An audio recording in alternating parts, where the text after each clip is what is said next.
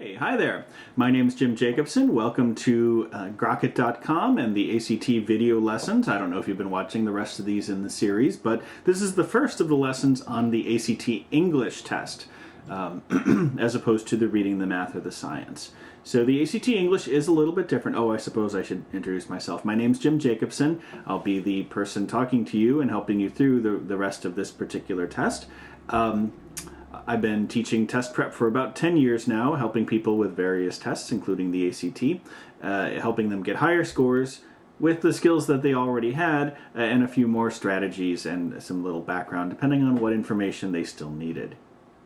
So we're just going to dive right in. Today's lesson, as you can see from that title page, punctuation, grammar, and usage. It does also cover some background on the test itself. I figured that it would be useful for you to know some general information about the test and this particular part of the test, so that you can fit it into kind of a framework of what you should be studying, and help decide how to prioritize. Not all topics are equally important. If you still have trouble identifying nouns and verbs in sentences, those should be higher priority than your ability to use participles or gerunds or something like that, just to use examples from the English section. It would be like on math, don't bother with trigonometric functions if you still want to work, if you still need some work on your algebra. There are some things that are simply more likely to show up on the test and are more important to more parts of it. The good news on the English section, I guess there's good news and bad news. The good news is, more so than some other sections of the test, which are much more about what you can figure out. For example, science, you don't necessarily have to know a lot of science to do well on that section. The English, you do need to know the correct answer. It needs to be already in your head. It's not something that you can puzzle out just by looking at the answer choices. Your secret weapon, though, is the fact that you've been speaking English for a while. If you haven't, you probably don't understand anything I'm saying, so I guess the rest of the video won't be much use to you either. Sorry about that. But if you have, and if English is a language that you're comfortable with, whether it's your first language or not, the knowledge that you've built up to this point will help you on the exam. So even if you don't remember all the grammar rules that you've learned in your various classes, some things will actually just sound right, because you've been hearing people use correct English, and you yourself have been speaking it. So know that even though there's more that you're expected to know, unless that you can just kind of figure out, it is stuff that you've been learning and studying without even meaning to. So, good, you've been studying for years. Congratulations. What is the English section, right? So the course schedule, first off, we are going to cover grammar, punctuation, and usage. Those are that's one subset of the information that you'll have on the test. Lesson 2 will be covering sentence structure. We're basically moving from kind of small units to big. Strategy and organization. So you are actually asked to manage not just a given clause or a given sentence, but also an entire passage, and manage what goes where, what can be used effectively. Could this sentence be written better, and could the idea that's being expressed be expressed better? And then finally, in lesson 4, style, which goes beyond simple grammatical rules and what's quote unquote right, and what's actually simply preferred or better or clearer. So we'll be covering all of these topics in the course of these lessons and giving you strategies and practice questions. Also, at the end of every lesson, there will be homework assigned to you that you can practice whatever topic. Note that we will have these topics tagged as we go through them in the lesson. So if there's a particular one that strikes you as being something that you want additional practice on or enjoyed and want to perfect your skills, those same tags can be used to create custom games on Grokkit. Okay, so the English section, 75 questions in 45 minutes. That's not a ton of time, and you do actually have to cover a wide range of topics. So punctuation, I'll move the cursor out of the way there. Punctuation, 10 questions, that's 13% of the test. I went ahead and did the math for you since calculators are not allowed on the English section. And grammar and usage, another 12 questions, that's 16%. And then sentence structure, which we'll get into next time, is 18 questions, which is probably the single biggest section of the exam. The writing strategy, what should you write in a certain place, organization of passages and sentences within them, and then style issues are all more on the order of the grammar and usage section. You may be wondering, what's the deal with this line across the page? Well, you do actually have 2 sub-scores on this section of the test. Not all sections of the ACT have sub-scores, but sometimes when skills can be divided into sub-areas where someone might care how you do on one certain type of problem versus some other type, they create these sub-scores so that people can see where your strengths or weaknesses are. So everything above this line goes into the usage and mechanics subscore. And everything below this line goes into the rhetorical skills.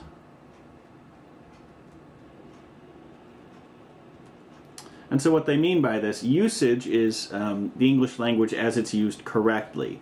And there are you can express a given idea multiple ways in grammatically correct ways.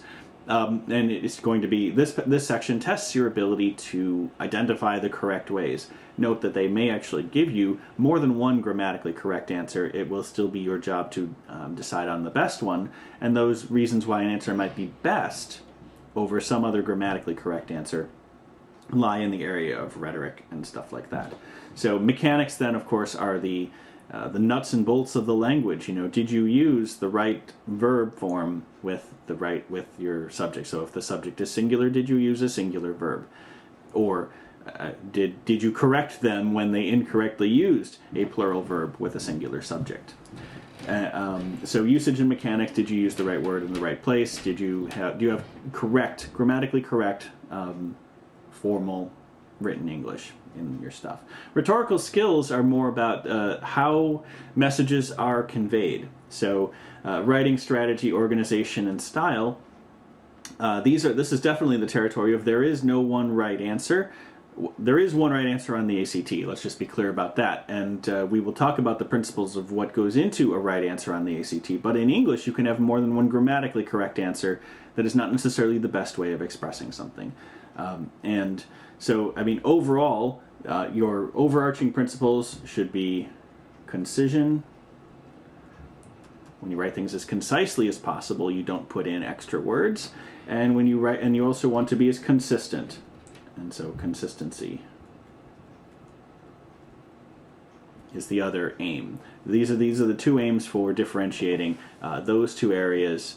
And of course, we'll get to that when we get to those sections. But just know that will still come up in some of the parts that we're doing today. So, again, 75 questions in 45 minutes. You don't even have 2 minutes per question. You are expected to be able to move fairly quickly through these through your native English ability. And by native, I don't mean that you were born with it. I guess that's what the word means. Native ability in terms of the innate skill that you already have. There's no problems to figure out. So here's a good example of a problem. So there are a total of 5 passages.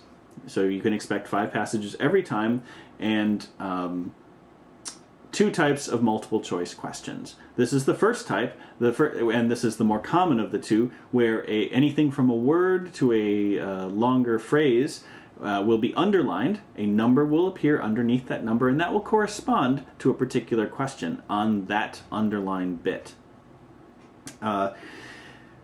It's not always easy, though, because one of the options will always be that you can just not change it, that you can leave the answer as is, that it's correct as written mechanically. And again, since we're dealing with mechanics and usage today, that's what we're dealing with on those.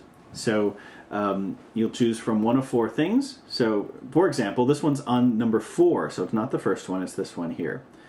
But because these appear in passages, you usually have to have an idea of the context. The numbers will be in order, roughly, although of course note that 5 and 15 both go here. The underlined ones will be in order. So he wasn't always so resistant to flying, although he has always been afraid of it. As to the former, when he was 11 years old, my parents took him on a trip to Disneyland. He got on the plane without incident, but as soon as he heard the engine start up, he covered his ears with his hands and kept them there for the duration of the 3-hour flight. On the way home, he did precisely the same thing. So, we have to determine what, if anything, is wrong with this sentence when we read it.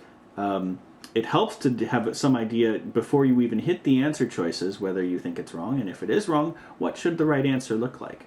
So we have something here about he got on the plane, but, so we're talking about a guy's fear of flying, or a kid's fear of flying. He got on the plane with no trouble, but, so we are expecting then that for there to be some trouble. So our choices are leaving it as it is. As soon as he heard the engine start, he covered his ears, or owing to the fact that he heard the engine start, he covered up his ears. Because of his hearing the engine start up, he covered his ears, or since he will have heard the engine. So, we can get rid of the since. We have to decide between these three, and again, we'll get into the details on this, but both of these have extra words in them, owing to the fact that. Do we need to say that? It is grammatically correct, but it's simpler just to say that as soon as he did it. It also gives us a time reference that choice B doesn't have. And then while C has a because of his hearing the engines start up, we really want it to be, again, a time thing rather than a reason. So here we would choose choice A. So this is just an example. The underlined type of question could be any, it could be grammar, style, organization. Any of the types that we've seen could be an underlined passage, but just know that that's how these are going to work. So knowing the directions beforehand for those is pretty handy. The words and phrases will be underlined and numbered. We talked about that. And they'll correspond with sets of alternative words and phrases given in the right-hand column of the test booklet, again, in order. And you need to choose the answer that works best. I've mentioned this a couple times before. There will be answers or sets of answers that include more than one grammatically correct answer. This is somewhat disturbing, but again, disturbing only in the sense that if you simply were obeying the grammar rules, you could get these questions wrong, because there are other principles, other things that they're aiming for in the correct answers on the test. So if more than one is quote-unquote correct, you need to choose the one that is best.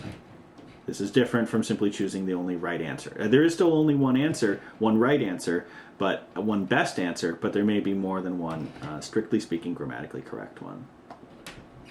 And you'll usually be offered the option of no change. Every once in a while, you'll get one where they want you to replace something to perhaps change the direction of the sentence or the passage to have it say something else. Or they just have one more wrong answer choice that they want to tempt you with that somebody wrote and they want to use it. No change, it's as valid and as frequently right as any of the other answer choices. So don't dismiss it just because it's the first one. Sometimes it's going to be right.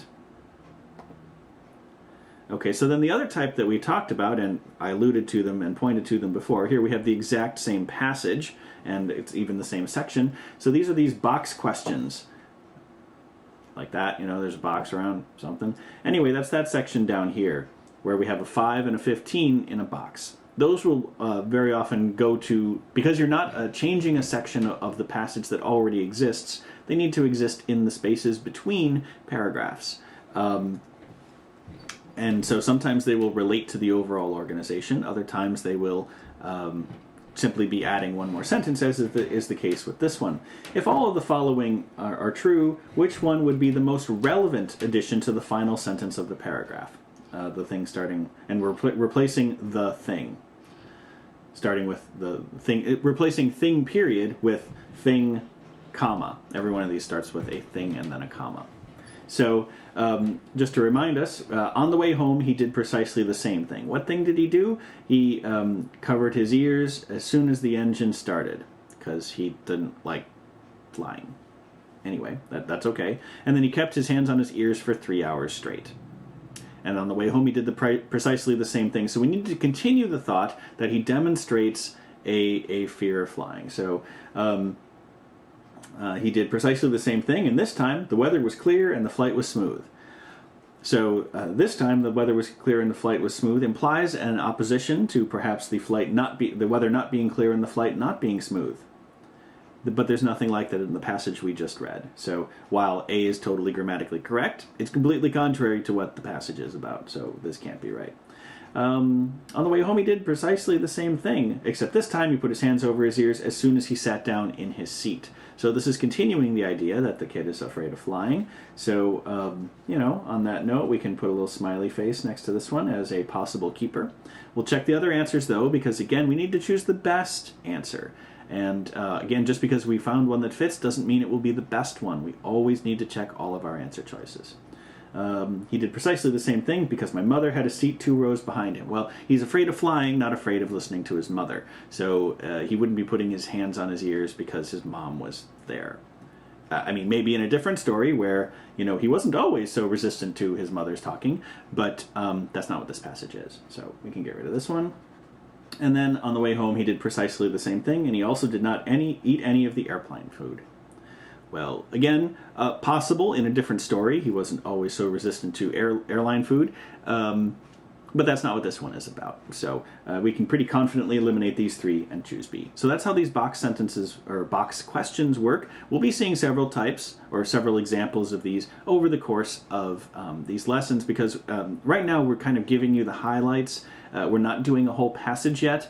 Pretty soon we will be going through whole passages giving you the full range of things that you can expect to see.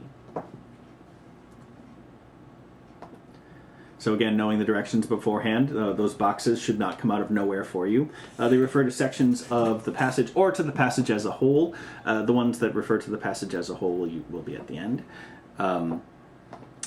In the right-hand column, you'll be asked questions about or given alternatives for the sections marked by the boxes. In this particular case, the one that we just did was alternatives for the box because it was replacing the sentence that came before. And again, choose the answer choice that best answers the question or completes the section. More than one could work.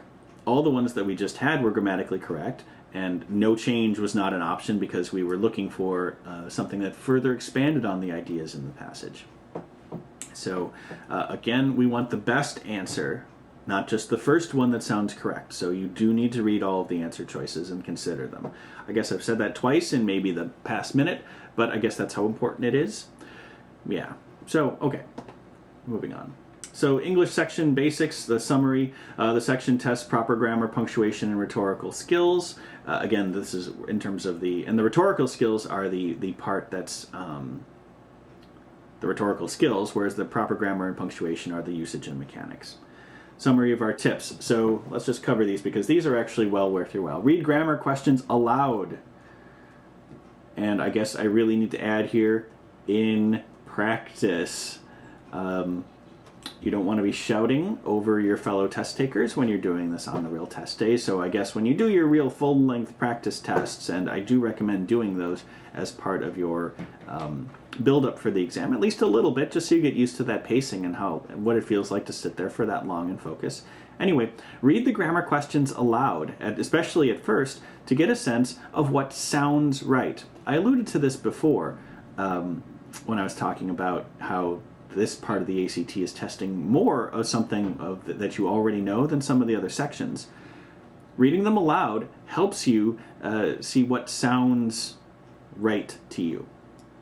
On top of that, if something sounds wrong to you, but then when you review it, it turns out that that's actually right, definitely mark those down because that's how you can determine what parts of this you need to study. Yes, I have all faith in your abilities to speak English to people and stuff like that. This is not a reflection on your ability to speak English. This is a reflection on your ability to take a specific type of test on English. And there are certain things that it may be testing that may not be as familiar to you, even though it's a language that you're speaking or listening, and a language that you're definitely listening to right now.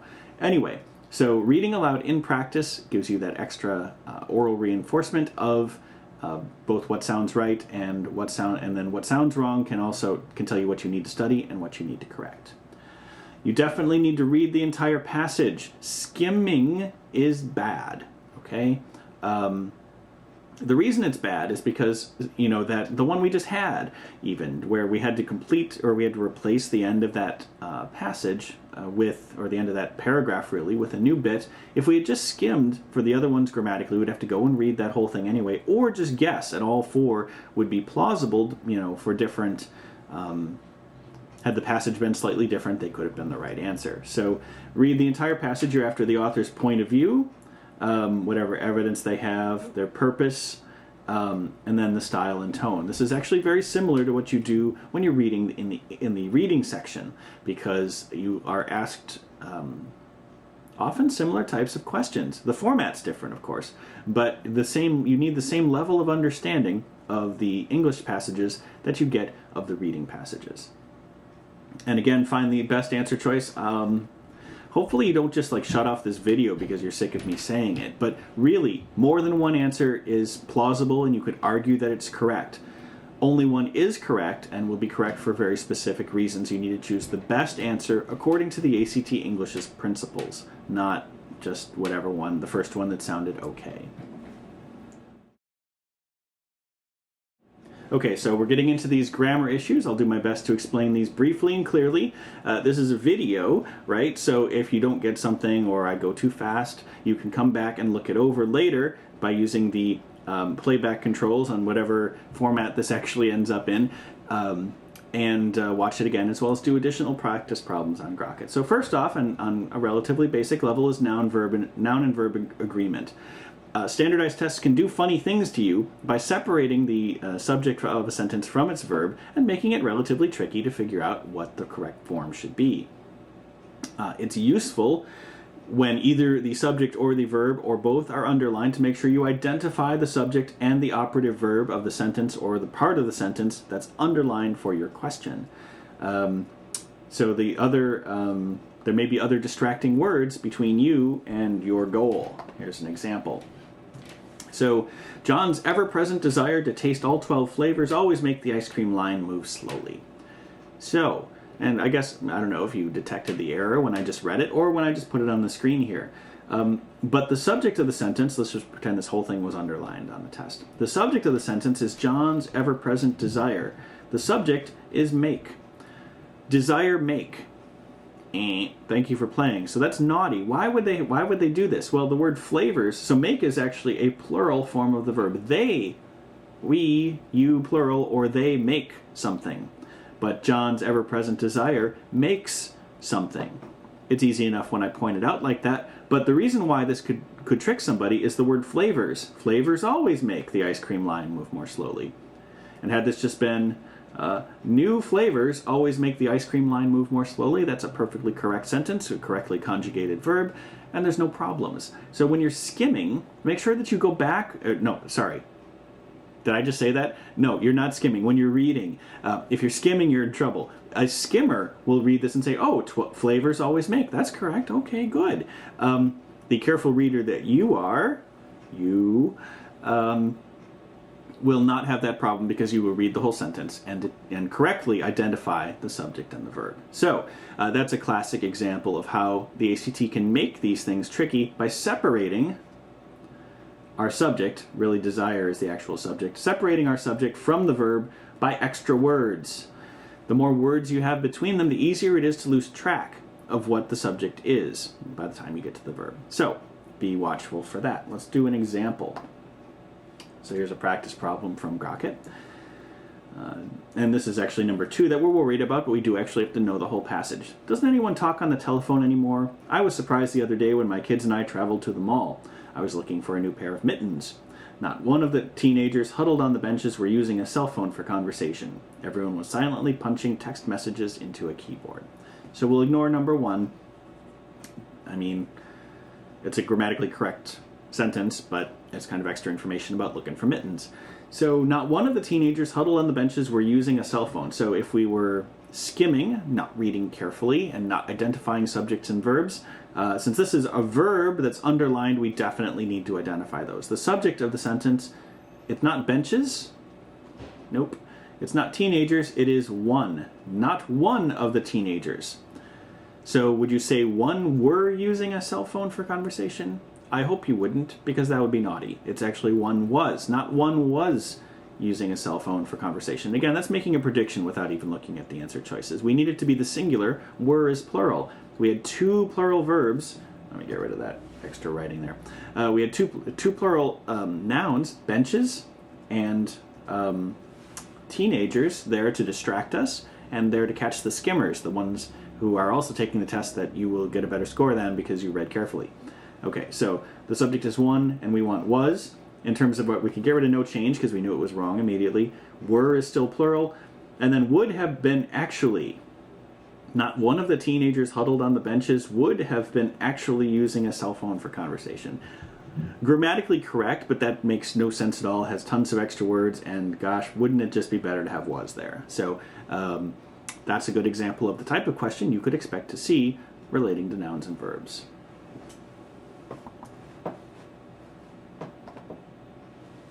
So verb form and tense.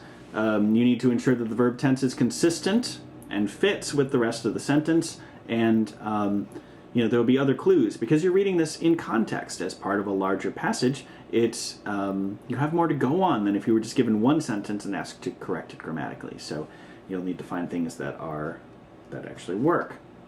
Here's an example. When Jane walked to school as a young girl, she was usually late, but doesn't really mind.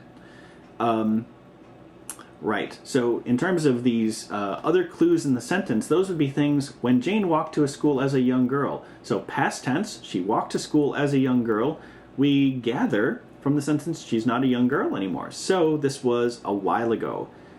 Having suddenly a present tense, she doesn't really mind. Does not is present, totally present tense. She does not really mind. So we shift from a past tense and maybe from the sound of it, kind of distant past, years ago, being a young girl, and we shift to the present here. That's naughty.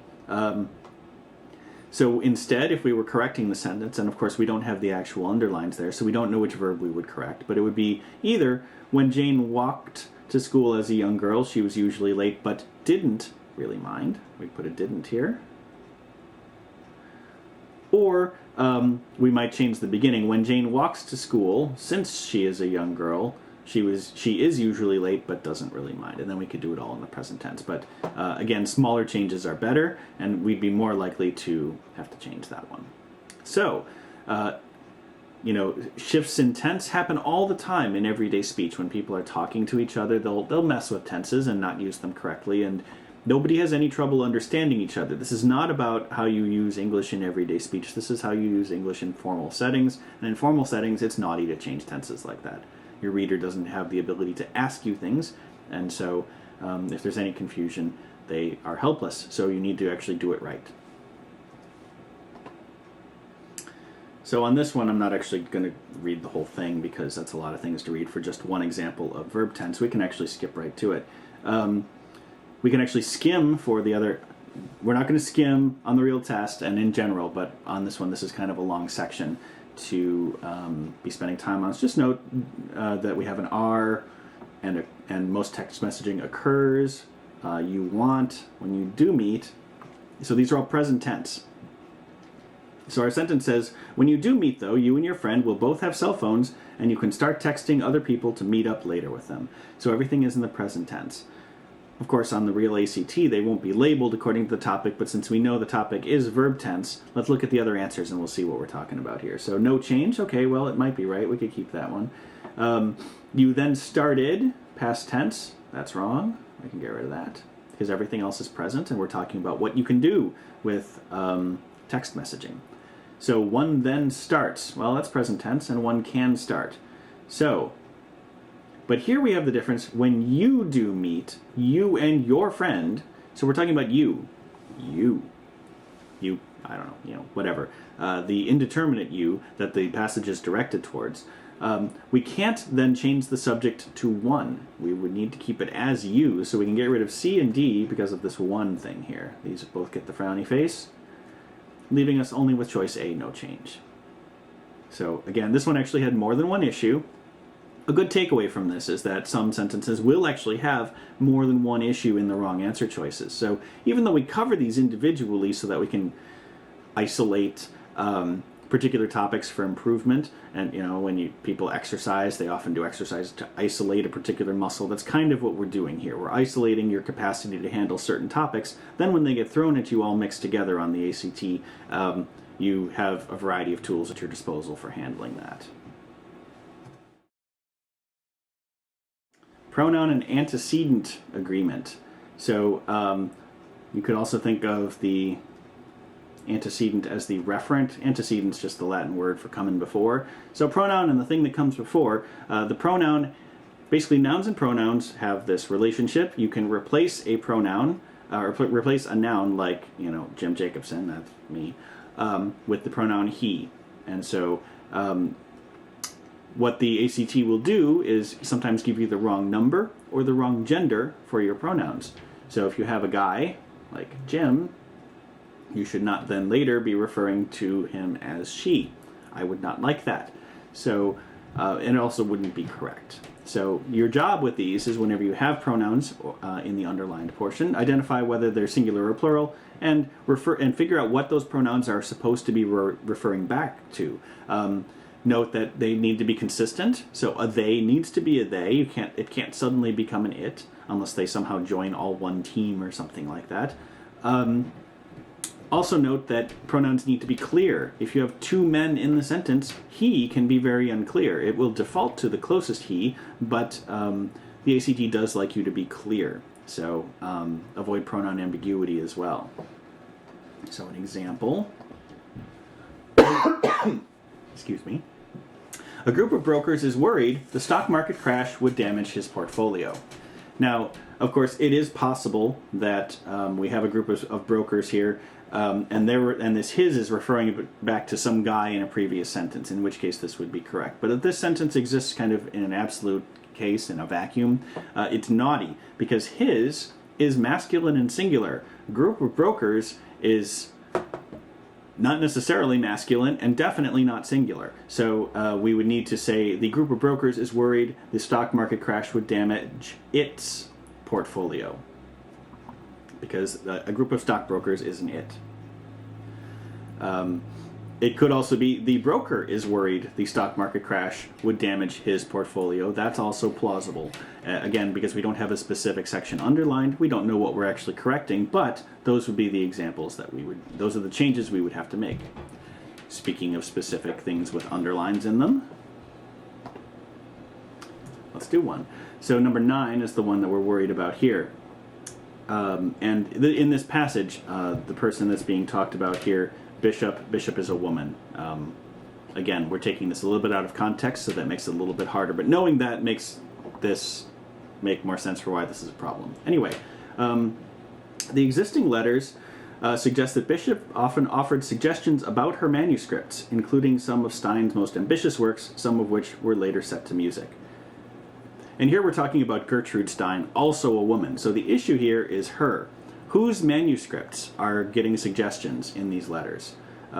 Bishop often offered suggestions about her manuscripts. So it's grammatically correct, but it's a little bit ambiguous. We want it to be clearer. What are our options? Bishop often offered her suggestions about Stein's manuscripts. Okay. We can say that Bishop often offered Stein suggestions about her manuscripts. Here we have an indirect object. She offered suggestions to Gertrude Stein. And then D, Bishop often offered her suggestions about her manuscripts. Well, that's too many hers, and that's terrible, because that's really confusing. So let's go back between these. She often offered suggestions about her manuscripts, where we weren't really clear on whose they were. She offered her suggestions about Stein's manuscripts.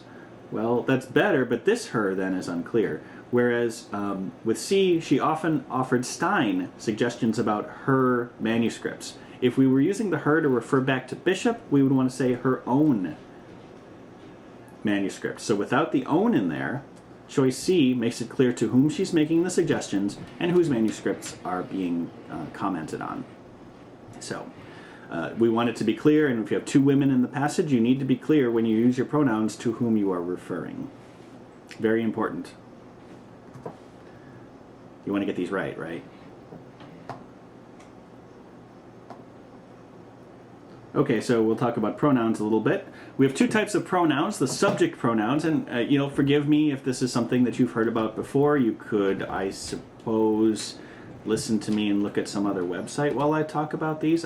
Maybe that's naughty for me to suggest that, but most people don't think of these in these terms, so it's actually well worth it to talk about it. Subject pronouns and object pronouns. Subject pronouns are the doer of the action, the subject of the sentence. Object pronouns are that to which the action is done, or they are the objects of a preposition, like, with him or to her.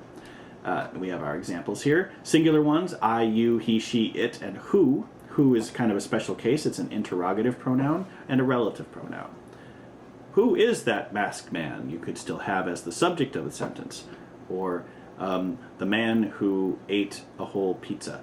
The who is the subject of the relative clause. Anyway, continuing on, plural, we, you, they, and then, so note that they is the plural of both he and she. So if you have a bunch of he's and she's, then they become a they. Also, that it becomes a they. The one thing that is missing from this, and this is really common in everyday speech and may well become accepted in standard English in your lifetime, is replacing they for he or she. When that customer who called comes in, when that one customer who called comes in, give them their money back.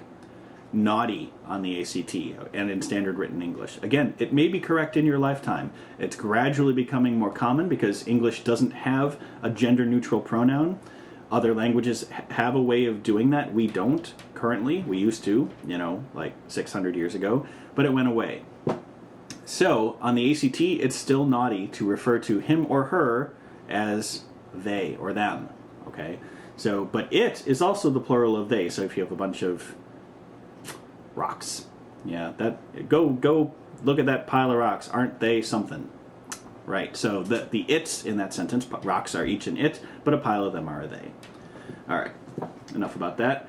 To that which the action is done, here we have the singular and the plural forms. And again, as a speaker of English, you've been using these all along. Probably the only one worth mentioning and talking about in any detail is the whom. A lot of times people think that whom is just a more like formal form of who. Well, it's not. You use whom in the same places that you would use him or them. In fact, that M at the end is not a coincidence. That's because way back when English was formed over in England, the endings on the words determined what they did in a sentence, not necessarily what order they happened in. So the same place that you would use him, to him, you also use to whom. So you wouldn't say whom is that masked man. You use who wherever you would use he or she or it. She is that masked man. Who is that masked man? But I gave it to him. To whom did I give it? Anyway, so I don't know if that helps you remember it at all. But whom should I say is calling is correct because it's the object of the verb say. Anyway. You don't have to take my word for it. You can go review more practice with it later. So good examples here of subject pronouns. These are the ones, any of these can go in either of these sentences. I like ice cream. We like ice cream. Who likes ice cream? Everybody does. But it likes ice cream if you're talking about some llama or, I don't know, a dog. Anyway, you have trouble doing 10 push-ups. They have trouble doing 10 push-ups. Who has trouble doing 10 push-ups? The only difference between like and likes and have and has is singular and plural. That's why we have these two columns here. Conversely, to add it into the object pronouns, John likes him. John likes it. John likes us. John's a friendly guy.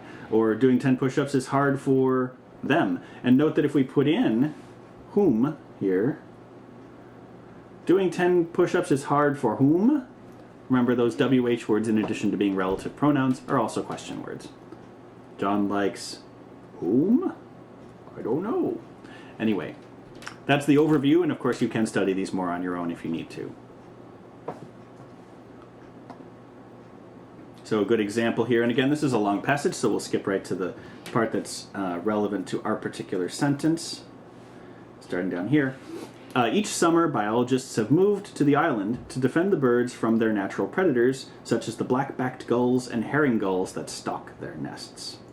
So in this particular case, it's a totally incorrect form of pronoun. We go from the they, which is the subject pronoun. What we really need is a possessive pronoun. Just because it has an apostrophe in it, this little mark here, does not make it a possessive pronoun. So like, whose is not the same as his. whose is a contraction of who is. The worst sort of problem for people is often its. Its versus its.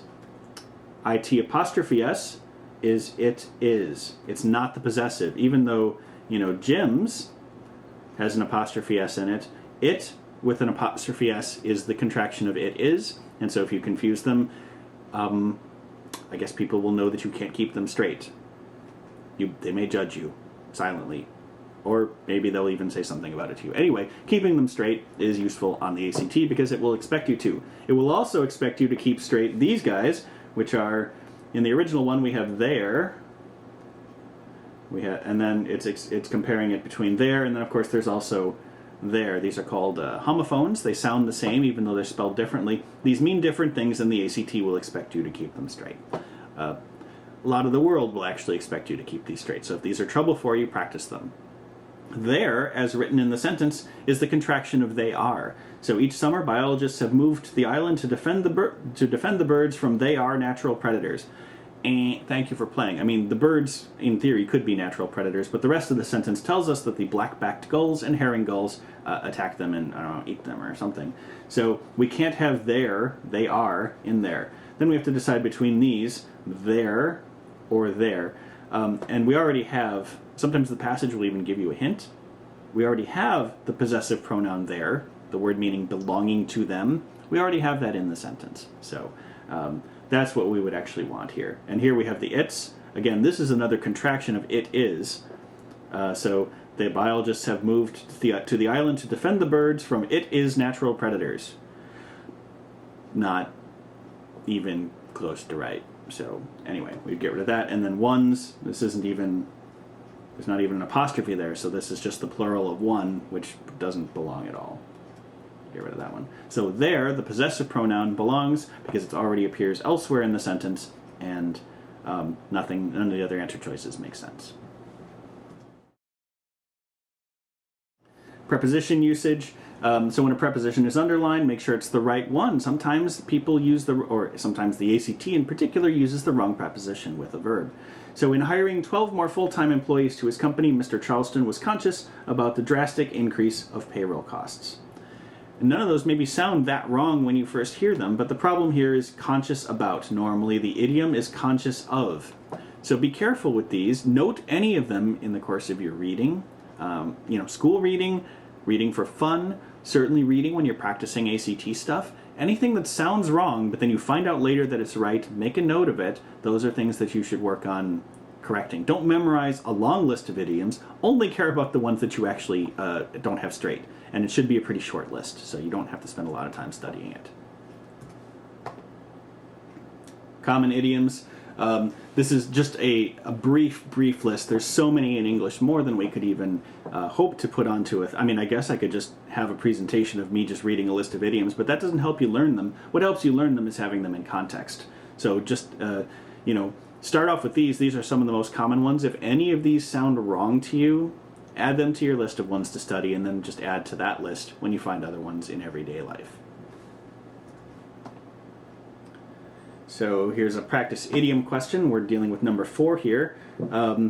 We were the living descendants of the great Zapotec Empire, and every year my people assembled by the stadium of Oaxaca, Mexico, waiting to celebrate the traditional festival of Dia de los Muertos, the Day of the Dead. So, we have assembled by the stadium. All of the following choices would be acceptable in place of the underlined portion, except, so this is a relatively rare question type where 3 of the 4 answer choices are actually correct. Only one of these is actually wrong, as opposed to 3 being wrong and 1 being right.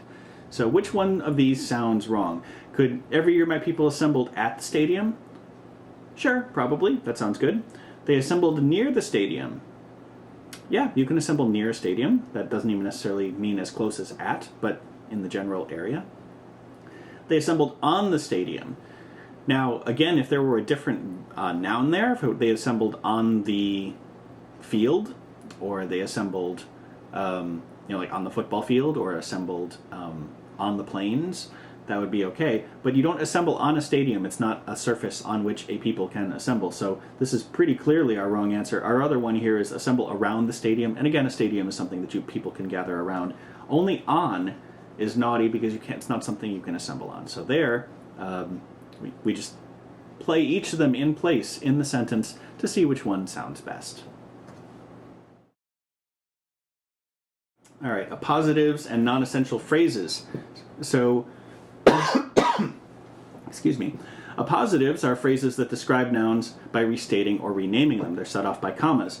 Everybody thinks that John, my best friend, is the nicest guy in the world. This phrase set off by commas, the thing that says my best friend there, it's not necessary to the sentence. It's extra information. It may be useful or key information to somebody, but grammatically we don't need it to know who is the nicest guy in the world, or who everybody thinks is the nicest guy in the world. Everybody thinks that John is the nicest guy in the world. It's extra, non-essential to find out that he is my best friend.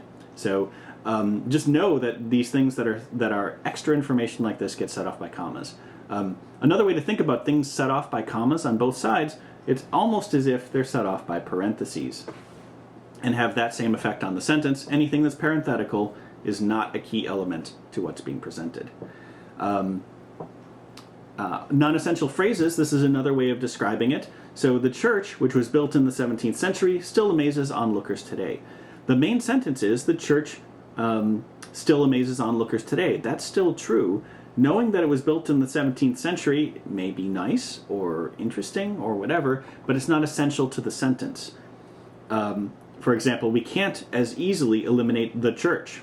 If all we have is which was built in the 17th century, still amazes onlookers today, we're missing a subject. If we delete the relative clause, which was built in the 17th century, the sentence is fine. Maybe less interesting, maybe less educational, but it's still grammatically fine. And it may be easier to read if we have a lot of these non-essential phrases. So just get used to, if things are set off by commas, they should be non-essential phrases. If they are not set off by commas, they are either essential or should be set off by commas. I don't know if that made sense. Let's do an example that always helps. Oh, here, yeah, I had this in here. Getting rid of those. You can see that the sentence works just fine without that phrase in both cases. That's what makes them non-essential. All right, back to our friends, the puffins. So we're on number 5 now. The puffins therefore proliferated in this protected space, which is sometimes a good place to relax in the summer. So we're dealing with this bit here, and we're dealing with number 5 in particular. The puffins, comma, therefore proliferated in this protected space, comma. So we have a part set off by commas. Is the part set off by commas a non-essential phrase? Without it, what do we have? The puffins, which is sometimes a good place to relax in the summer. You know, if there were a range of mountains called the Puffins, or some estate that was called the Puffins. Sometimes people's big estates have plural names, because, I don't know. Then that could be okay, but we're talking about the actual birds, the birds, with the beaks and the, yeah. So we need the non-essential phrase part of this to be surrounded by commas, but the key element of the subject and the verb not to be, okay? The subject of the sentence is clearly puffins. It starts off and there's no modifiers, so we need the puffins, and we need to know what the puffins did. The verb that the puffins did is proliferated. So the commas need to be somehow briefer. So we either need to get rid of that guy or add another one in here and make therefore the non-essential phrase. Let's see what we get in the answers. No change? That's not it. The puffins, therefore, comma, proliferated. No, so again, we would have the phrase from proliferated to which set off by commas. And we need proliferated not bracketed by commas. Bracketed as if it's a non-essential phrase, because it's not non-essential. It's essential, so not this guy. So the puffins, therefore proliferated in this protected space, which is sometimes a good place to relax in the summer. That's way too many commas. You don't need that many, and it breaks up things that aren't don't even need to be separated. Why have a comma after proliferated? You can just say that something proliferated in a protected space. You don't need a comma around in this protected space. So that gets rid of C, and process of elimination tells us that D must be it, but let's just read it in. The puffins, therefore, proliferated in this protected space, which is sometimes a good place to relax in the summer. Here, therefore, is the only bit that's non-essential in this sentence, and therefore it's the only part that has commas on both sides of it. So choice D is it. All right, semicolons. So semicolons have, excuse me, two main jobs. They must separate two independent clauses. Independent clauses, it's a big phrase.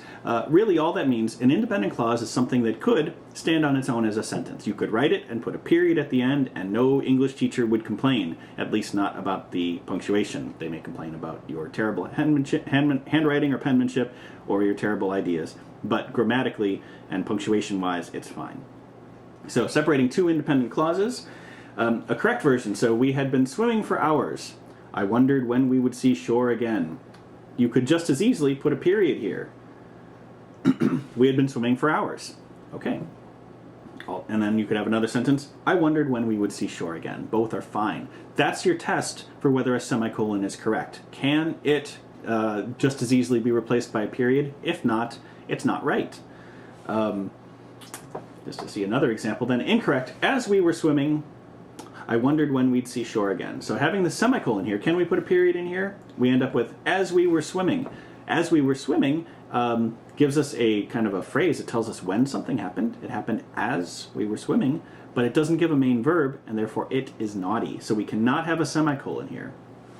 I do also want to note that you can see semicolons separating items in a list if the items in the list themselves have commas in them already. So you could say, I could have, soup, steak, or pie, and then you wouldn't use semicolons. But if you were saying, I could have, if each of these items were three things in a list, I could have tomato soup, potato soup, or leek soup.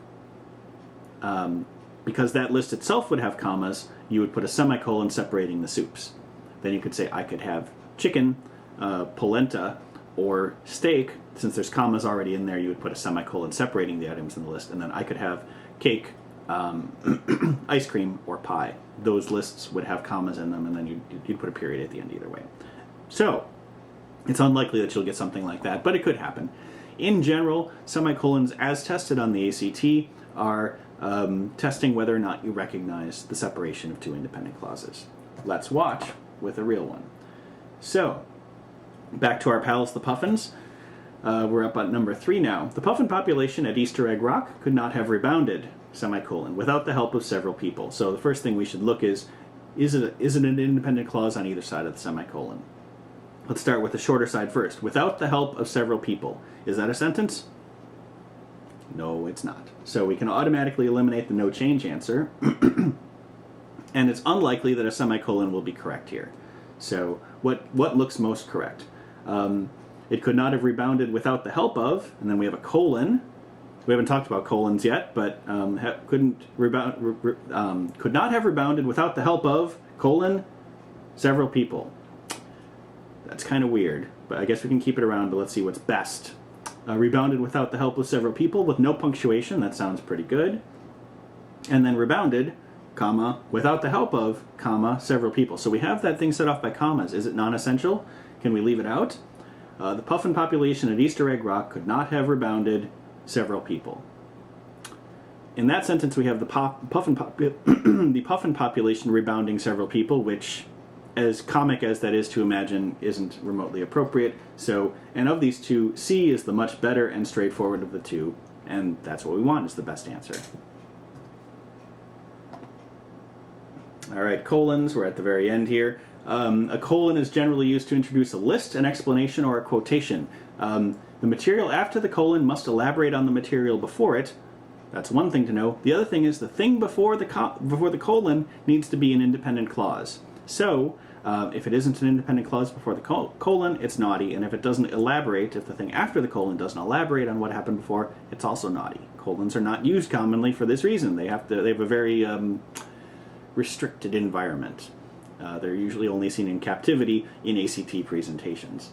Anyway, so where you might see one, there are 3 things that you need to survive in the wild: a knife, a box of matches, and perseverance. Pretty good. This is compared to the three things you need to survive in the wild are a knife, a box of matches, and perseverance. So that may sound right, because of course the sentence would be fine without the colon here. So, just hearing me say it, it sounds fine, because without the colon, the sentence is grammatically correct. The three things you need to survive in the wild are a knife, a box of matches, and perseverance. The problem here is that the thing before the colon is not an independent clause. You cannot just go up to someone and say, the three things you need to survive in the wild are. They're going to say, are what? Or they'll walk away because you're creeping them out. You need to have what the object of, or the complement is, of are. What are the three things? Those need to be in the sentence in this format, and without it, obviously they're in the sentence when you put that in there, but it needs to be complete before the colon. Let's do one. So back to Gertrude Stein, and we're on number 2 here, which is in a pretty long sentence, starting here. While she lived most of her adult life at a distance from the United States, preferring to view the world from her home in Paris, whose letter writing allowed her to maintain relationships with many American authors, William Carlos Williams, Ernest Hemingway, and Scott Fitzgerald, for example. So again, we're not worried about that first one, we're worried about the second one. Is the thing before the colon an independent clause, and do the things after the colon elaborate on what came before? Well, we are asking about, or being told about, many American authors. Let's just take the author of this passage at his or her word and assume that William Carlos Williams, Ernest Hemingway, and Scott Fitzgerald are all American authors. It does pass the elaboration test. Does it pass the independent clause test? While she lived most of her life at a distance from the United States, and we don't know about this thing because that probably needs to be corrected. So everything here is kind of a non-essential phrase. While she did this, preferring to do this, it might be something like her letter writing allowed her to maintain relationships with many American authors. So it is actually correct as written, because it would be an independent clause if it were there correctly. So just to review, subject-verb agreement, you need to have the correct singular or plural, and then person and number, so you don't use the you form of a verb with the they form. Well, you went, they went, it's actually the same. It's really the third person singular, he, she, or it goes versus they go. You can't confuse those. And then subject and plural, singular and plural are the main things you need to keep straight, and the ACT will try to confuse you by putting words between them. Each of the jogging partners has run a marathon before. Even though partners is right before the verb has, it's not the subject is each. Each has run a marathon before, not the partners has run a marathon before. Verb tense, she had already eaten when Mike arrived with takeout.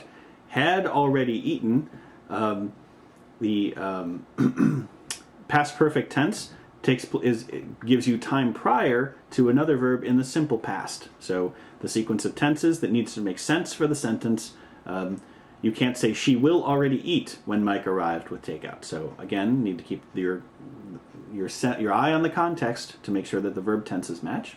Noun and pronoun agreement. The team of engineers was hard at work because it was behind schedule. In American English, anyway, teams and groups and stuff are collective nouns, and as such they are singular. So an army is an it, not a they. A team is an it, not a they. In British English, often it's the other way around, but this isn't a British test. So the team is an it. Subject versus object pronoun. Jesse and I walked to the supermarket versus Jesse walked me to the supermarket. Me is the object of walked, and then here Jesse and I are both the subject of walked. Keep them straight. Last but not least, prepositions and idioms. The difference between you and me is that I can swim but can't ride a bike. So the idiom here is, that you use between X and Y. You don't say between this or that. It's between X and that, or between this and that. Commas, use them to set off apposition and other non-essential phrases, and to divide off whole clauses. So John Doe, a classmate of mine, can recite the entirety of Romeo and Juliet. John Doe has problems. Anyway, semicolons need to separate two independent clauses. You need to be able to put a period in between those two things. Today, kids have it too easy. Full stop. You kids get off my lawn. New sentence. When I was growing up, I worked full time. Okay, so possible, each one can stand alone as an independent clause. We can have a semicolon there or a period. And then finally colons, then you need to have an independent clause before the colon, and what comes after the colon needs to elaborate on what was just before. So I need you to pick up 3 things from the store: milk, bread, and cereal. Does this stand alone? I need you to pick up 3 things from the store. Sure, that's good. And then the 3 things are elaborated upon, also good. Okay, so as you may have understood from doing this, there is homework to do at the end of this before you move on. If this is your first video, of course, maybe that's a surprise to you. I hope not, but it might be. If this isn't your first video, if you did the science, the reading, or the math before this, then you know that there is homework tagged according to each of the topics that we covered. Those yellow boxes that were across the bottom, those are exactly the same as the tags that are in the Grocket database. So your homework that we'd like you to do before next time, so you can build your skills in preparation for test day, is to do things. Well, actually, this one doesn't have tags. That was just what is the English section. But all these other ones are tags in the Grocket vaults, and so when you go in there and do targeted practice sessions on just these particular things, you will get you will get questions along these lines. Now, of course, the passages will have questions on other topics, but you can do targeted practice on these things. So noun and verb agreement, and then basically verb form and tense, which is another form of agreement. We have questions labeled according to that where either the original printed answer or some of the answer choices test this issue. Pronoun and antecedent, and then having the correct pronoun type are also, it's another type of matching, but they're separate from noun and verb, and then verb form and tense.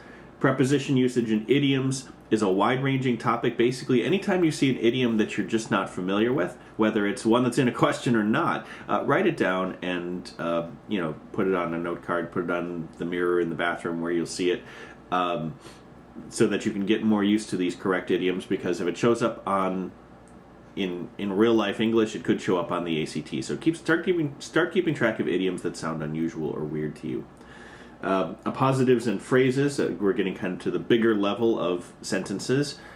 Dealing with those, you can practice those if those sound weird. This one is often more challenging for native speakers because, of course, in real English and spoken English, we use incomplete sentences all the time. Ditto punctuation, where we speak in fragments all the time, but in standard written English you're not supposed to. So learning how to punctuate things correctly so that grammatical and syntactical units get held together in the right way takes some practice. So do this homework before you move on to English 2 so that you can build on what you've learned, and we'll see you next time.